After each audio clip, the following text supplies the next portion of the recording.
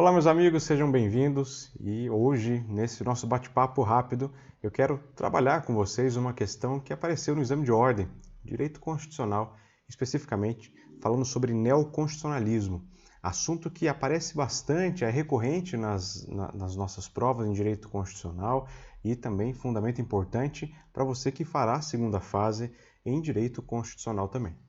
O comentário que eu farei com vocês consta nesse livro, nosso, aqui, ó. Reta final, OAB, questões comentadas, e que você pode encontrar também junto com este outro, de teoria unificada. Dando um brilho, mas acho que deu para ver bem. Vou deixar na descrição do vídeo, um pouquinho sobre as duas obras onde você pode encontrá-las. Vamos para a questão, para que possamos então trabalhar alguns conceitos. Olha lá, a questão diz o seguinte: dois advogados com grande experiência profissional e com a justa preocupação de se manterem atualizados concluem que algumas ideias vêm influenciando mais profundamente a percepção dos operadores do direito a respeito da ordem jurídica. Um deles lembra que a Constituição brasileira vem funcionando como um verdadeiro filtro, isso aqui já foi um grande indicativo, de forma a influenciar todas as normas do ordenamento pátrio, com seus valores. Meus amigos, a chave dessa questão é a palavra valores. O segundo, concordando, adiciona que o crescente reconhecimento da natureza normativo-jurídica dos princípios pelos tribunais, especialmente pelo Supremo Tribunal Federal, tem aproximado as concepções de direito e de justiça, buscada no diálogo racional, teoria, do diálogo, da construção do raciocínio, do diálogo, do discurso jurídico de um modo geral, e oferecido um papel de maior destaque aos magistrados. As posições apresentadas pelos advogados mantêm relação com a concepção teórico-jurídica que no Brasil e em outros países vem sendo denominada de. Para falar sobre esse ponto, meus amigos, uma rápida indicação. Nós, em oportunidades, já trabalhamos em aula, em lives, que a ideia do constitucionalismo será, basicamente, simplificando para que possamos fazer essa revisão pontual, no constitucionalismo, eu tenho a indicação clara da tentativa ou da intenção de legitimar o Estado e também de limitar a sua atuação. Legitimar e limitar o Estado. Essa limitação, por exemplo, nós podemos pensar nos direitos fundamentais.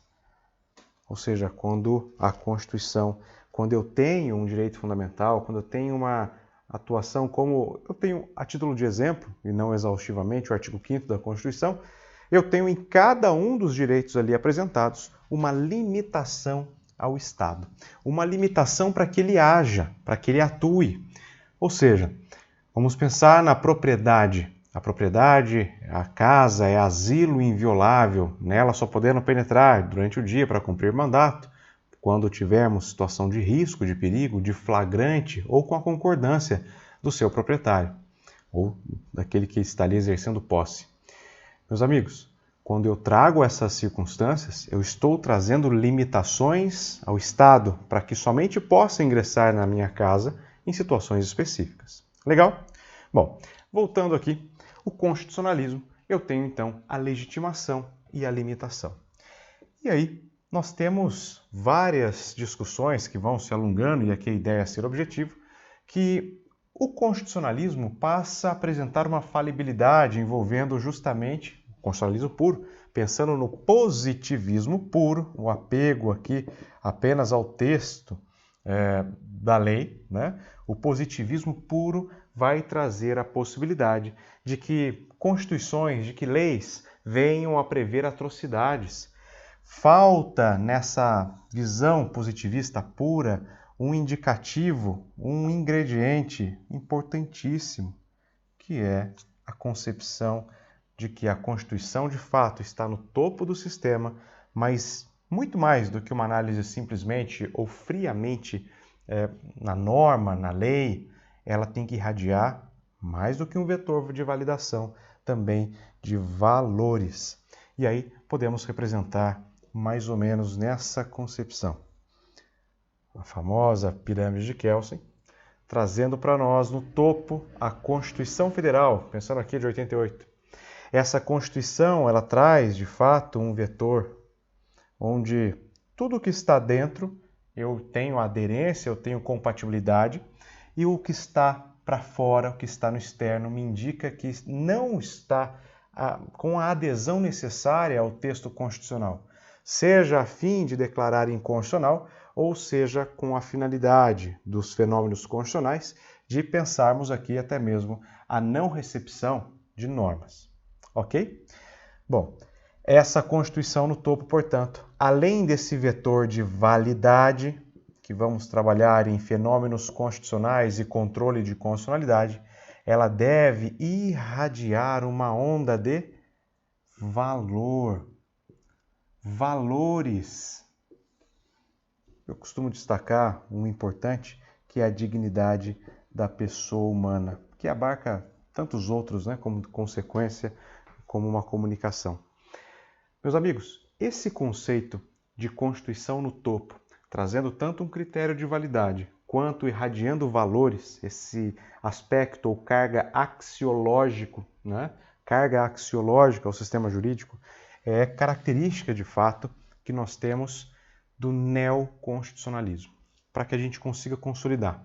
O constitucionalismo, como vimos, ele vai ter como objetivo tanto a limitação, ou, para fazer a ordem lógica, tanto a legitimação do Estado, legitimá-lo, criar, estabelecer a estrutura em si, quanto também limitar. Legitima e limita. O neoconstitucionalismo, a expressão, né, esse adicionar de sentido, seja pela expressão do vocábulo neo, que vem de novo, seja pela carga que ela carrega de valores, vai trazer então o seguinte quadro que a gente pode então também compilar. Olha lá, se o constitucionalismo envolvia legitimar e limitar, agora eu tenho um aspecto novo.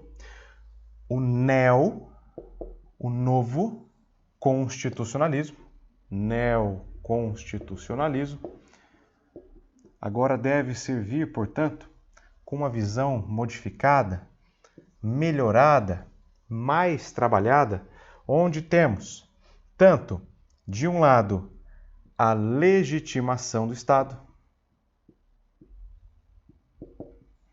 a limitação, isso já tínhamos também, do Estado, e agora a carga valorativa, valores.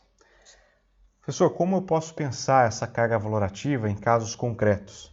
Essa carga valorativa traz ao Poder Judiciário um espaço considerável e um protagonismo, vez ou outra bastante criticado, mas relevante nessa concepção, de fazer a interpretação desses valores.